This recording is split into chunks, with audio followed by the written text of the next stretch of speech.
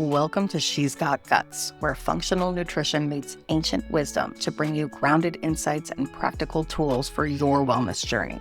Join Laura, licensed Eastern medicine practitioner and wellness wizard, and Molly, registered dietitian and gut health expert, as they unpack trends, tackle bloating, balance hormones, and help you thrive in modern womanhood without completely frickin' losing your mind. Let's do this.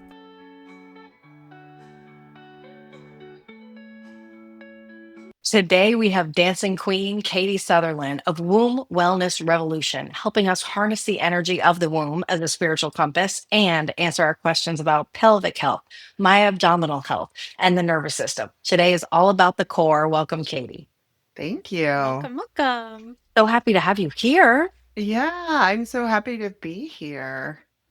Great. Yeah, so I'll just start by saying a little bit more about who I am Love it. and just a small vignette that my golden thread of my work.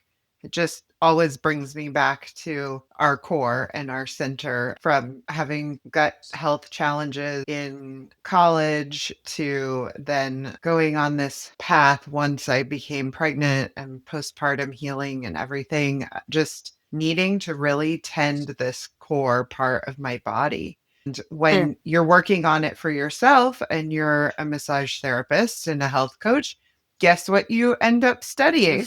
To give back to other people. So Wow. that's kind of my biggest of what landed me on the path was receiving my abdominal therapy while I was in labor with my daughter in 2011. So that was a very, very powerful experience on many, many levels. And that kind of really lit a fire about pursuing this. I had learned some just through my studies in massage, and I'd studied deeply about the nervous system, but really started to hone in on the core and the gut and how the nervous system interfaces with both our reproductive system and our digestive and elimination systems, like how that whole system works together in harmony or not. Yeah. Yeah. Can you Yeah. tell us what Maya abdominal means, what that phrase means? Yeah, so the woman that I studied with is named Rosita Arbigo, and they have since divided up some of the way that the work is taught, but she's an American woman, but she was living in Belize. She was already a herbalist and practiced a type of chiropractic called naturopathy.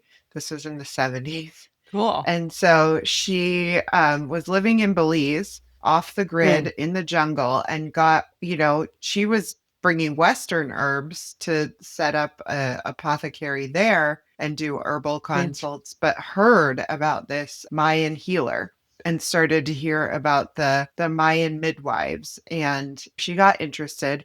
If you want to hear her book, Sastoon, it is a phenomenal read.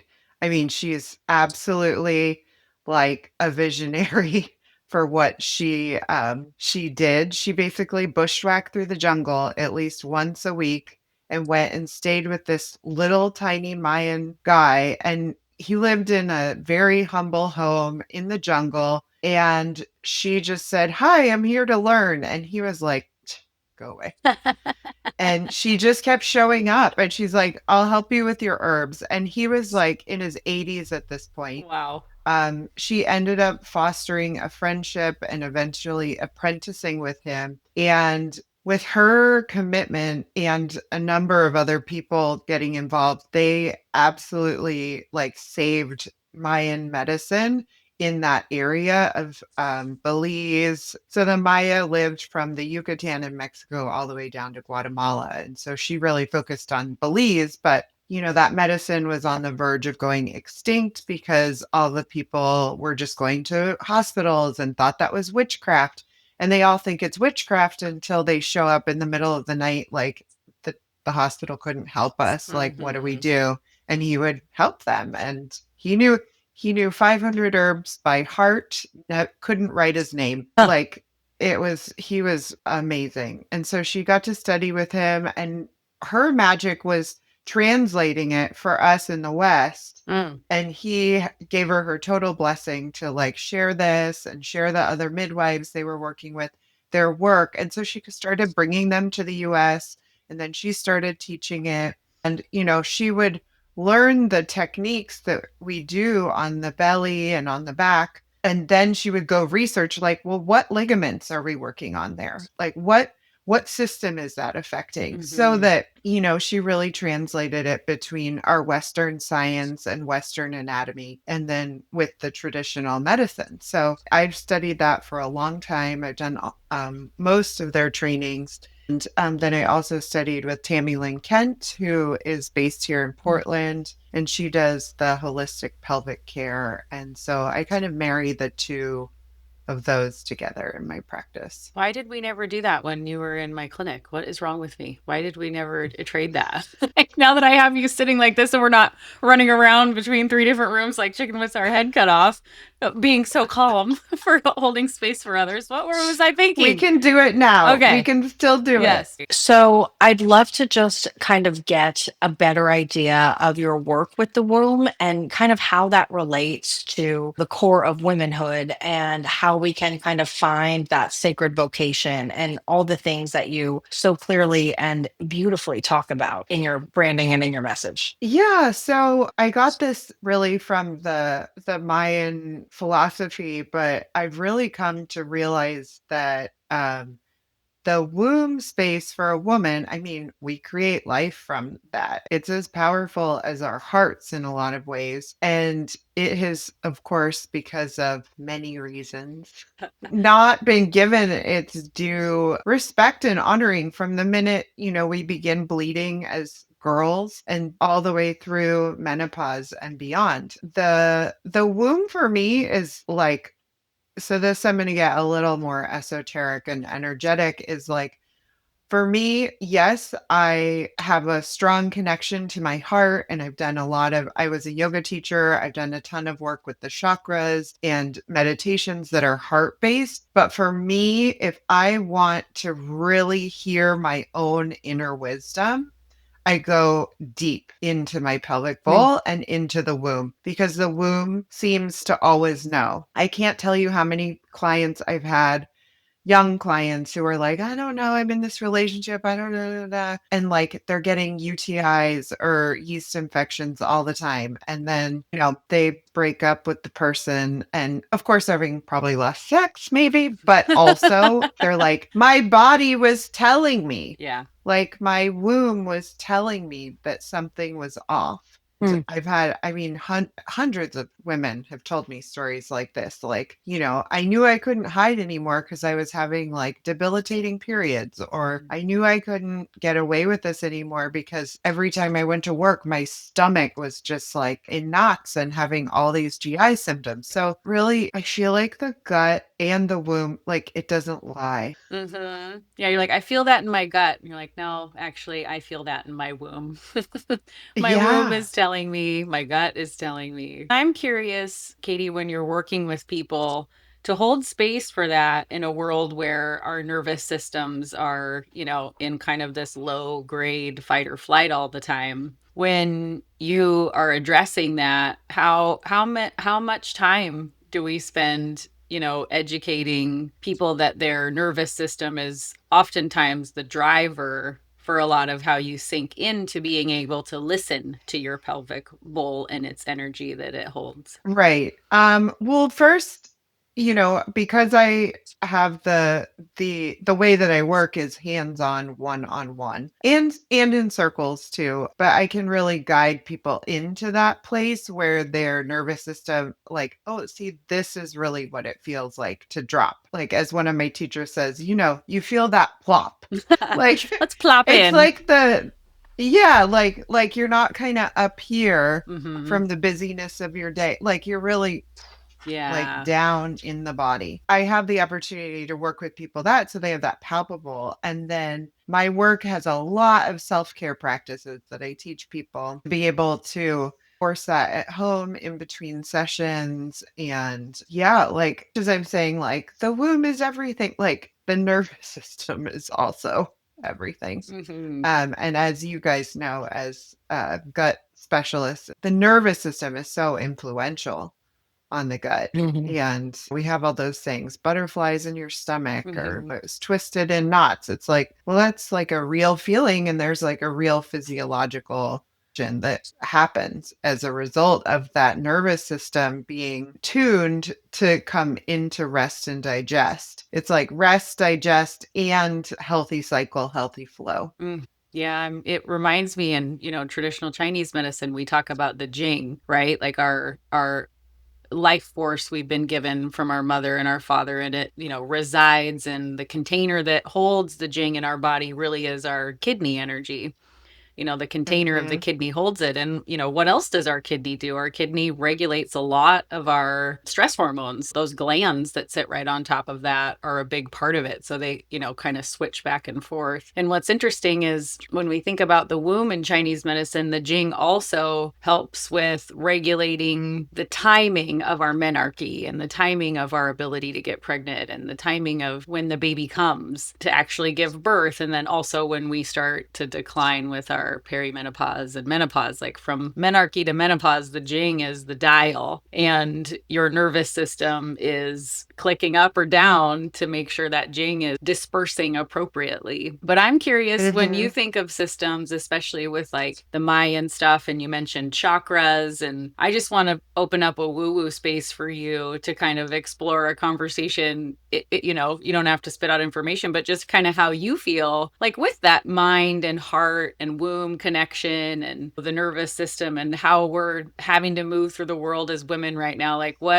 how can you help us feel a little more grounded in it? Like it almost brings me to tears thinking about that right now, because I'm like, oh man, it's actually really hard to do. Like what kind of space do you find yourself holding for people right now? It's interesting because, I have that handle, Womb Wellness Revolution, and then and I kind of like, I'm part of a group in the UK that does this work called Womb Awakening. So every week I'm leading women on this like guided journey to connect with their womb as like an oracle. And I kind of take it for granted that it's the water that they swim in. Yeah. But then I hear these stories. People are like, I've never talked to anyone about this before. Or what do you think about this? Like, I know you're into this stuff. And like, I've had so many experiences with both clients and myself personally, where is an energetic connection for me to like the larger field that we experience in our bodies. But I think because birth is such a portal and it's how we come in, it's how we go out, it's how we create life, there is something extra special and extra connected to that greater field when you start to drop into that center. Mm-hmm. And it's different than like we have our third eye and the pineal gland and we have the heart. Like those are kind of Mm-hmm. the other big areas in the body that you can really connect to that greater field. But for women, and I think part of the imbalance that we're seeing in the world is this like denial of these lower chakras, this lower energy. Like if everybody is sort of anchored in their pelvis and their gut, it's really hard to do a lot of the things that are happening Right. with When you're like anchored because you're into the truth. totally out of integrity if like you're really anchored in here, like whether something is right or wrong. You can't just like Mhm.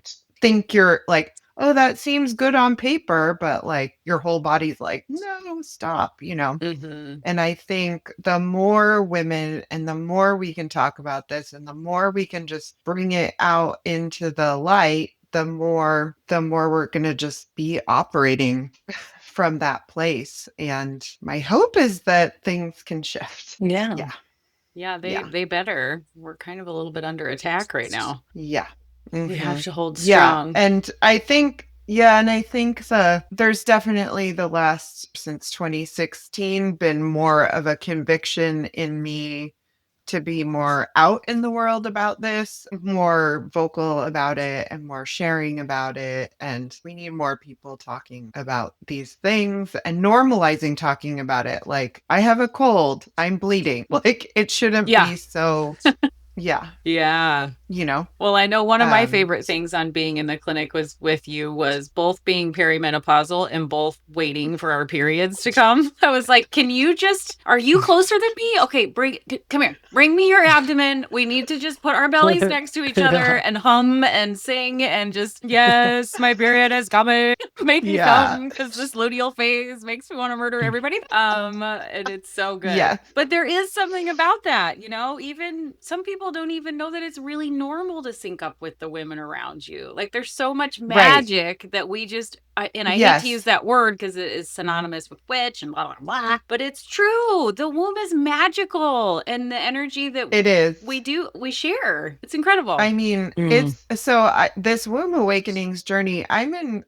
a circle of women, and 50% of them live in Europe, not even near each other in Europe. And there's like one woman who lives in Hawaii and three that live on the East Coast and one in the Bahamas. And we all Mm. seem to have synced up. Amazing. Okay, so Like, I'm dying to know, Wow. are you guys full moon bleeders or full moon ovulators? oh, we've been having discussions about that. Everybody's a little off because some of us are Yeah, perimenopausal and sure. whatever.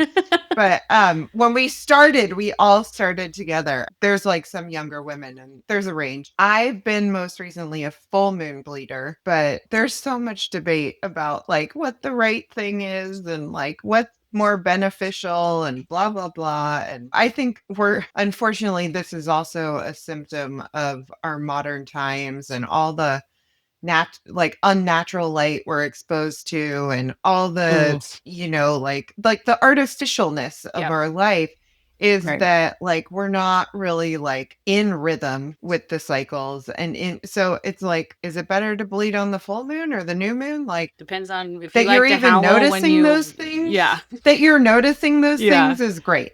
My encouragement for people is to really just start to pay attention. Mm, mhm. 5 minutes, 2 minutes in the morning with your hands over your lower abdomen or your belly and just breathing. See what you Mm. notice. I mean, it's very simple to start tuning in and just, I mean, I have helped a lot of women with like, they've just had like lots of IBS and colitis and those kind of symptoms too, like just a lot of like inflammation and just getting them to slow down and to breathe and to Mm. touch their bellies, where their bellies has been such a source of pain and discomfort, like to actually just give themselves some nourishing, gentle touch in that area. It's so calming for the nervous system. And then Mm. they just start to, when you're connected to your core, you just start to know what you want to do. And like there's not, it clarifies things. Mhm. When you do the Mayan abdominal work, from what you've told me before, there's some visceral, like organ manipulation. There's some fascia, like tending to the fascia, making sure that blood is circulating.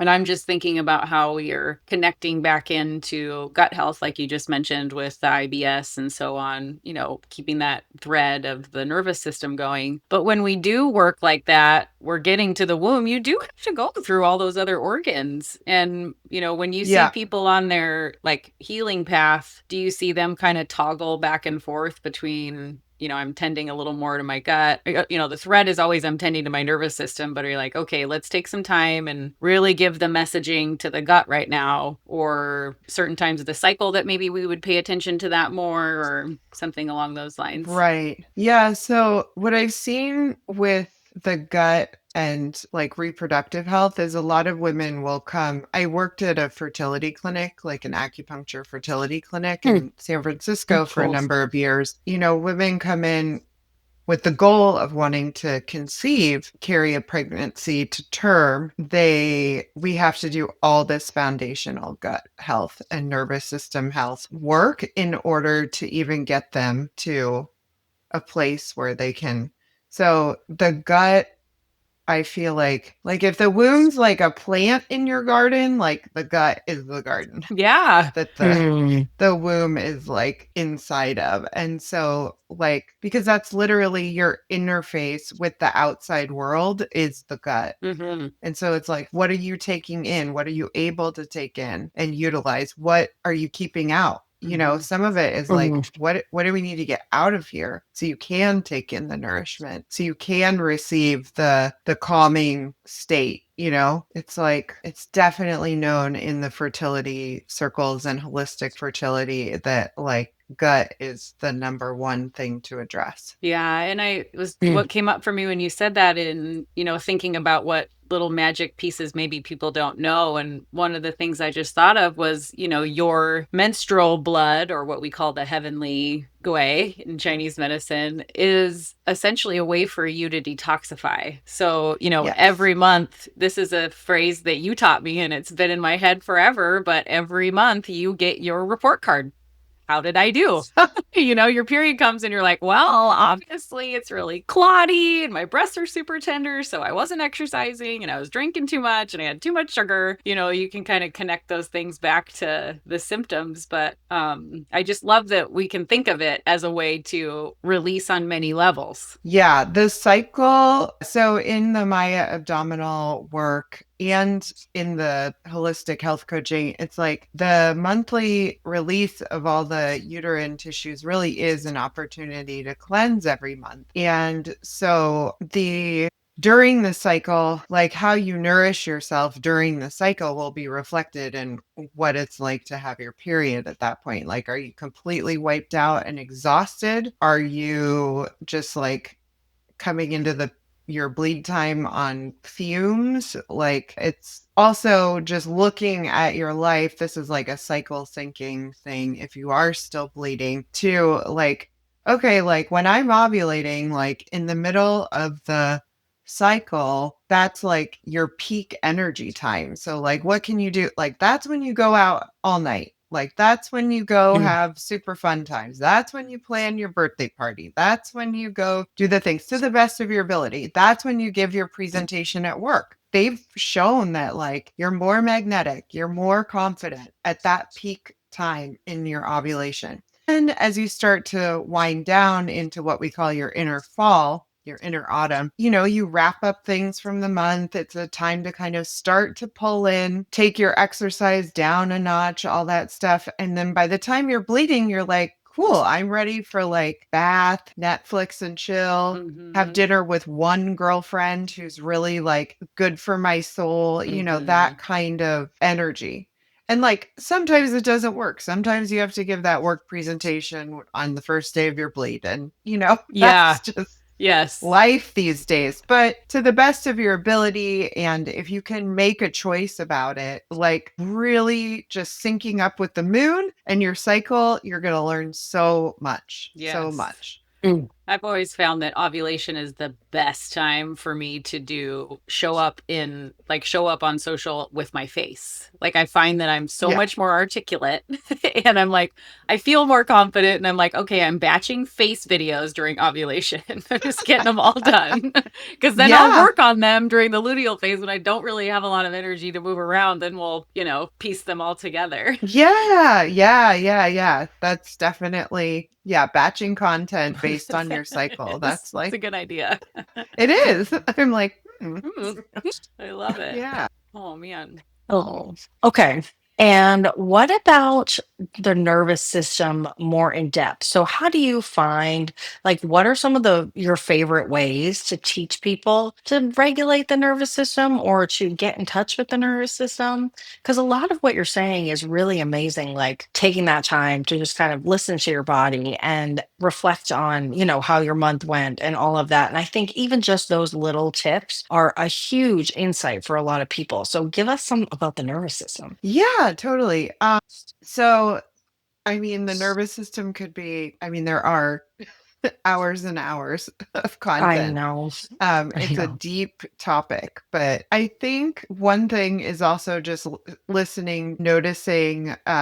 You can look up really easily, like polyvagal theory, and just kind of orient yourself to what does it look like when I'm in sympathetic, which is like more of the turned on, active go mode, originally designed for when being chased by a tiger or some other mortal danger. But many of us are turned on in that way because of the constant demand of our attention and our energy with the way that we have set up productivity and work in this country and in the world. Yeah.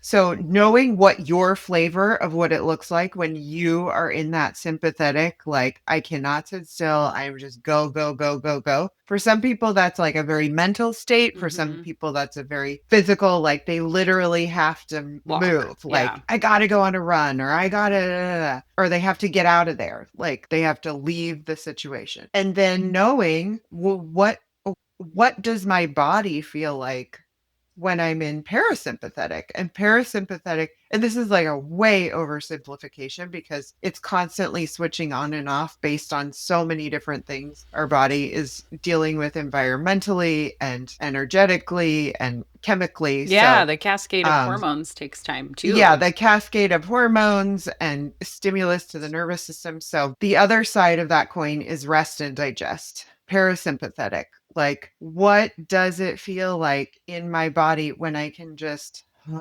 like take a super deep breath, like noticing. So this is one good thing you can do practically is just put your one hand on your chest and one hand on your belly and just close your eyes and start to notice, like, where do I notice right now that my breath is moving? If you are noticing that you're like, well, I don't even notice my breath, I can't tell. You are breathing because your body is always breathing. That's how you're alive. So that's the first step.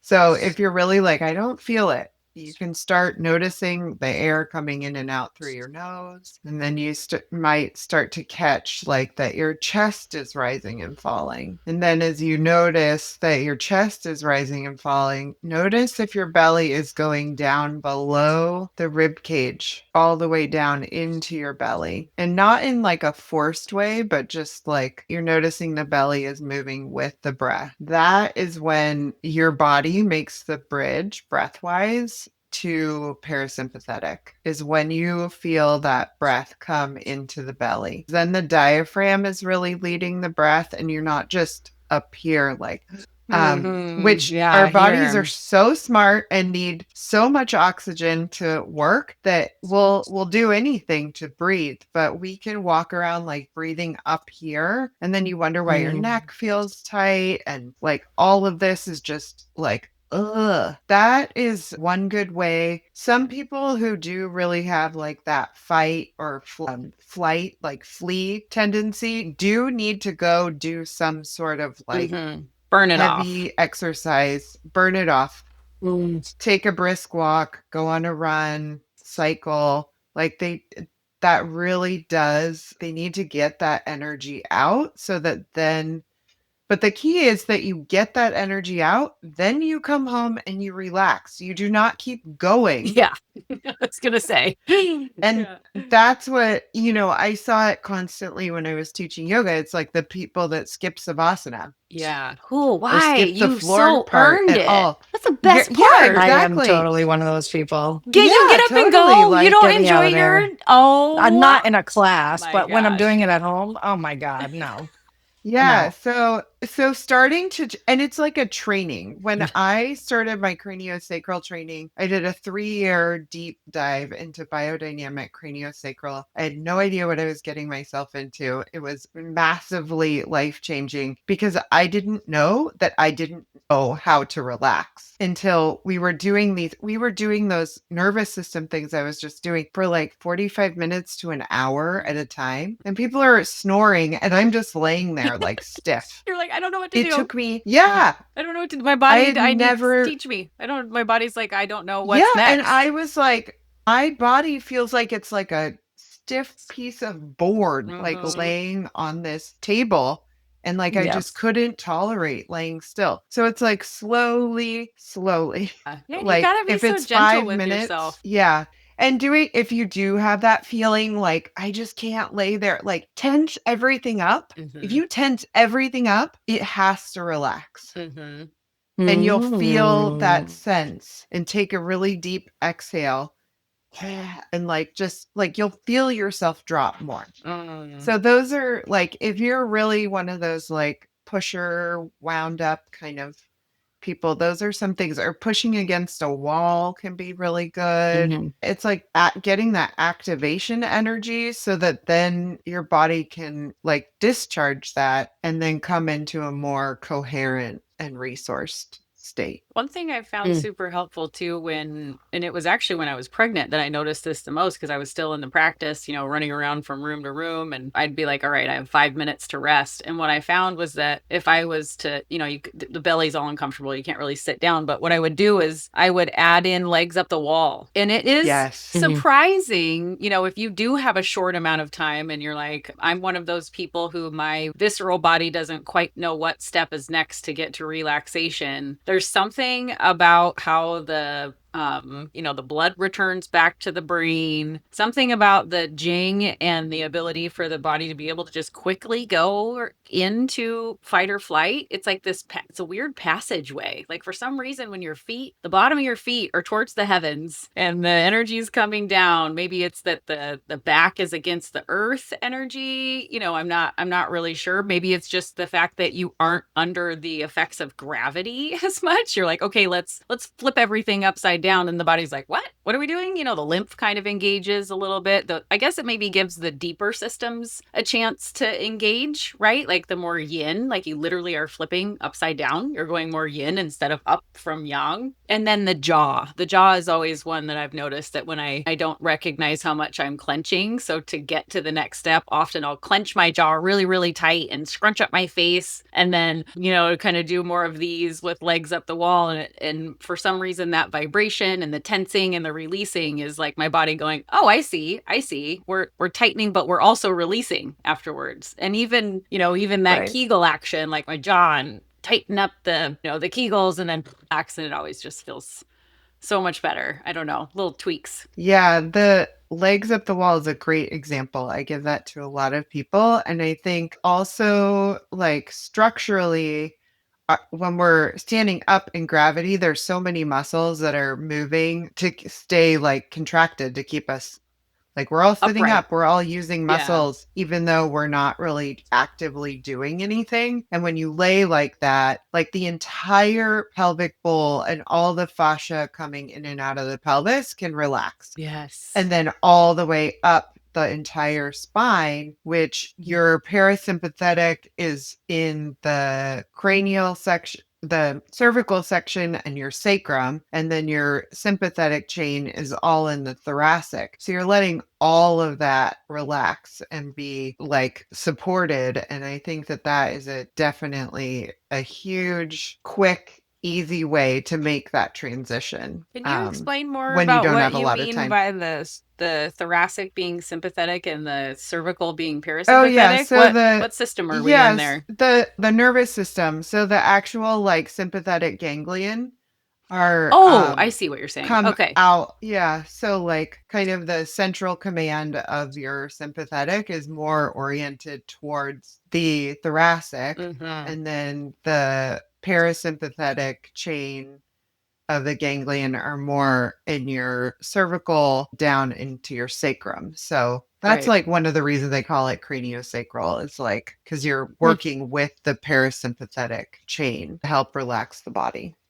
It's so funny when we used to work together in the clinic, Katie or I would suggest craniosacral for our very type A people, and they would always fight it. And we knew that they were going to fight it, which was precisely why we suggested it to like make them uncomfortable and try something. And she's so funny. She'd come out and she'd be like, they melted. All I had to do was cradle their occiput. And they were like, even though they were like, no, don't make me do it. And it's so funny. You just provide that little lightness and you're figure out, but also that's having help. Like their body didn't know how to do it. So you created a beautiful little cradle for them, and that helps them learn. Yeah. And they're doing more and more studies on this, but there is really a large body of work emerging, especially with like the Heart Math Project, and the coherence of the people around you really affects like your nervous system. And so if there's somebody, whoever is like the most coherent in their nervous system, like meaning like the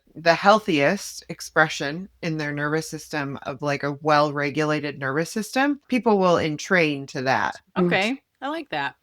Wow. Yeah, it's pretty trippy. They, of course, all of this stuff needs more research. Yeah. Of course. But yeah. I think just living that, having, when, you're talking with clients, Molly, or you're working with people, Katie, and even just me in the clinic, you're in that position to hold the space and show the direction of calm. And whether you like it or not, you've signed up for it because you want to do this work, but you kind of quickly learn how to get there, even just out of necessity. But it can also be for others, not necessarily for yourself. Like there's a difference between really sinking in and knowing how it feels to be connected in with you and what you need, as opposed to what you're mirroring from the person in front of you and what they might need. And that can go through relationships and your children and your work and all of it. So I guess being anchored in your womb is a great place to be during all of that. Yeah. And I think the one thing I'll say is if you are newly wanting to explore your nervous system and know you kind of need to ratchet it down, doing it with the support of somebody guiding you, whether that's like a teacher teaching a class or like a one-to-one person or somatic experiencing person, it really is helpful in case, big stuff comes up, or just to have that support. We really do heal in community.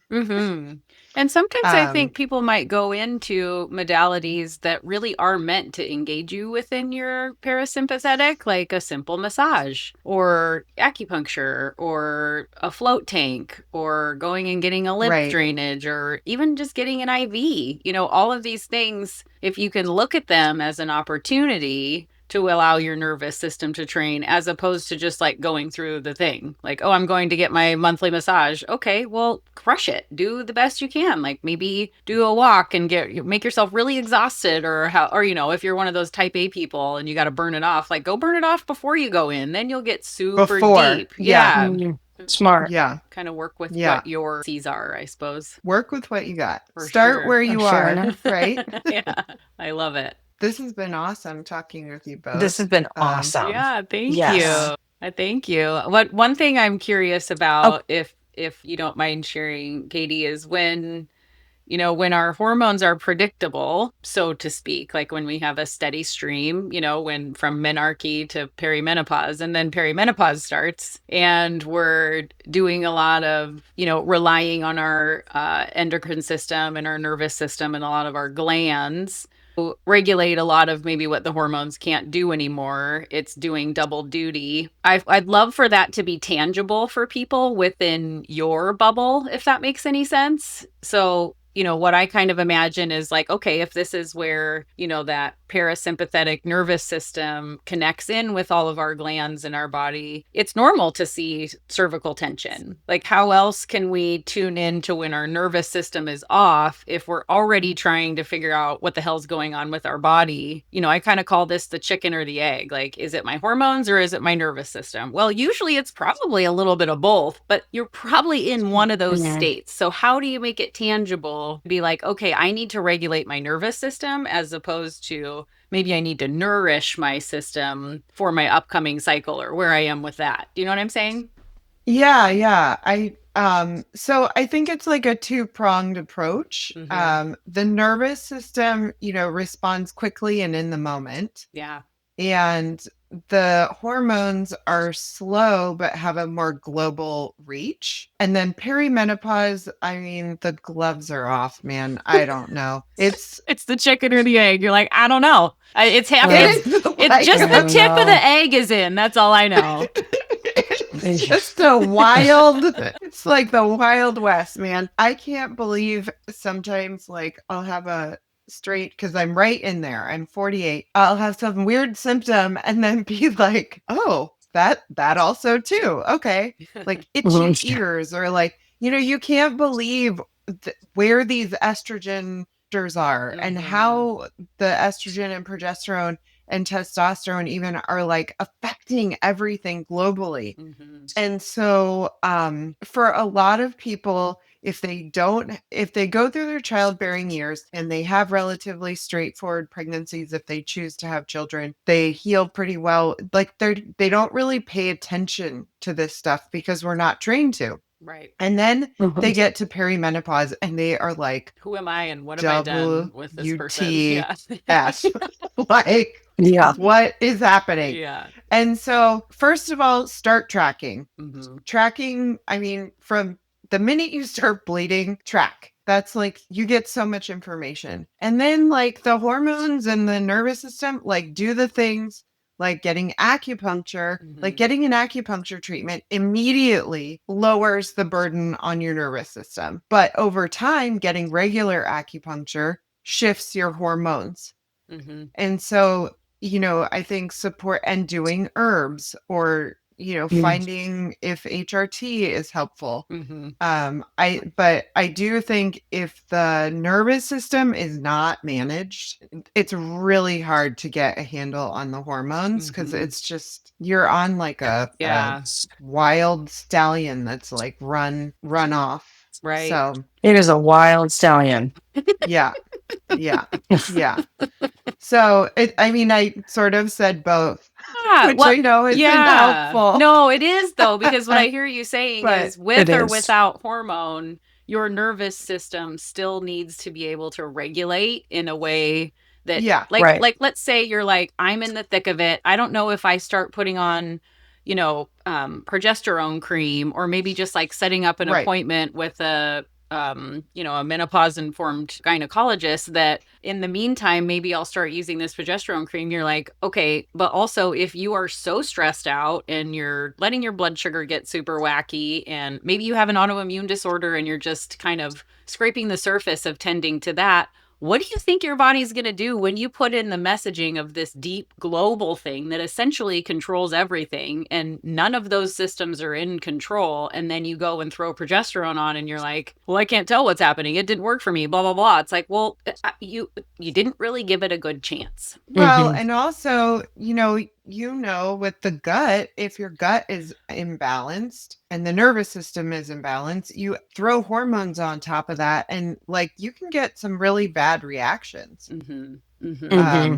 I'm personally working with that. I reacted badly to a couple of hormones, which tipped me off to needing to pay attention to my gut because my gut went crazy when I tried to take these. And I was like, oh, interesting. Yeah. Okay. Yeah. I need to do some gut work here. Right. And it's almost like... And then I'll try to return to the hormones. Right. But for now, my focus is gut. So... Yeah. And maybe something and like topical instead of...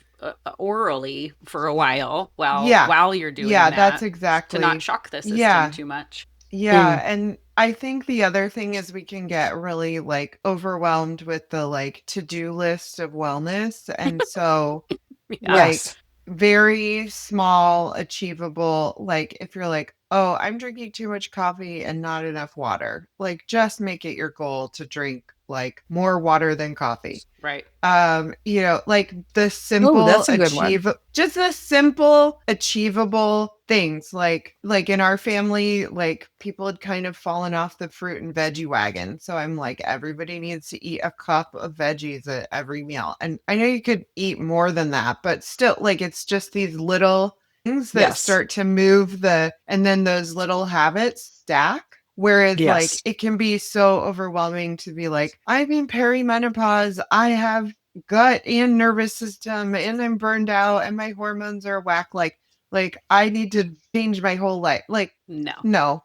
Can you take like one bath a week? Can you like go to bed earlier, for a 30-minute walk, go to bed earlier, turn off the TV, like just like the simplest things actually make the most difference because they're sustainable and you can make them actually take hold. If you try to do like some big global reboot, like you're the structure, you can't hold it. Unless it's a reboot over a long period of time that's rooted well, that's what I'm saying. all the like, small things. If you little by little, if you do those little things by the end of like 12 months, you will have rebooted. But it's like slow habits that stack on top of each other, not trying to like, rebuild Rome in a day, as they say. Absolutely.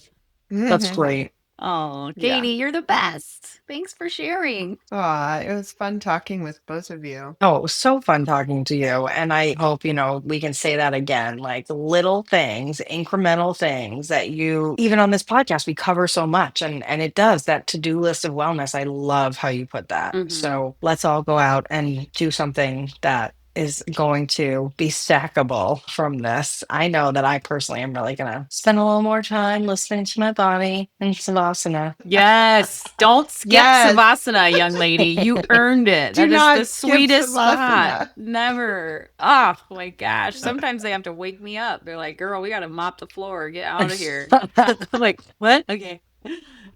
I'll go. Well, thank you, Katie. All right. I love you the most. Yes. Thank you. So good to see you. Thanks for joining us today. And as always, listen to what your gut is telling you, not what you are telling your gut. Oh, there you go. Bye. Thank you so much for listening. We offer personalized support to clients in many ways and would love to work with you. Reach out to Laura at Lala's Wellness and Molly at Women's Gut Health for more information. Unlock your full health and hormone potential with Super Cute, Boom Bomb, and Best Tea. Check out the link in the show notes for more. See you next Saturday.